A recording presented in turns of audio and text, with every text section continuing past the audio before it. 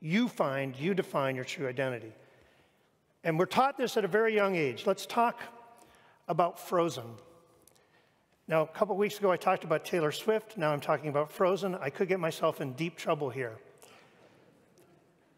But Frozen, right? Arguably one of the most popular Disney movies of the last 10 years. I'm sure there are young women here who, when they were little, dressed up as Elsa when they went out for Halloween, right? Lots of great songs in that musical. I think some of you probably know all the words off by heart. What's the central song in the entire movie? Let It Go, right? Let It Go. And who sings it? Elsa sings it. Why does she sing it? Well, Elsa's been growing up in a situation where everything's defined for her. Everyone tells her who can she be and who she can't be.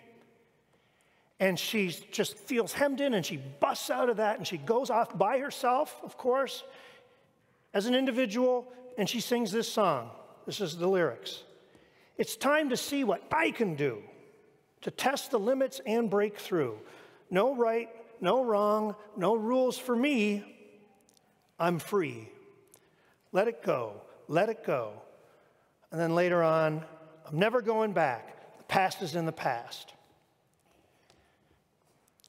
So what's Elsa's answer to the question, right? It's way out on this other pole. So how do you define yourself? You let it go. Don't let anyone tell you who you are. You choose your course.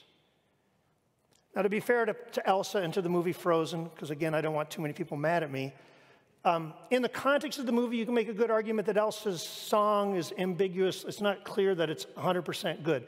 But the fact is, the way people use the song in the culture is as an anthem for freedom.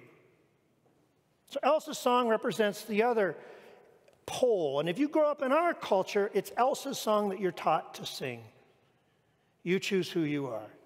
You don't get hemmed in by other people's expectations. And just to show that that's so, and that even you young people have been affected by the spirit of this, even the way you ask this question to me indicates a kind of bias on this spectrum. How do I know that my faith is my own and not just something I inherited? You hear the weighting in that question? If it's your own and you chose it, it's real. If it's something you inherited, it's just something you inherited, and it doesn't really count as authentic. Those are the poles. Now, never mind what Tim Keller's grandpa said. Never mind what Elsa said. What does the Bible say? Where does the Bible position itself on the spectrum of how you find yourself? Is it a choice, or is it something you inherit? Well, the truth is it's somewhere in the middle, right? There's a little of both, and I'll go on to explain that.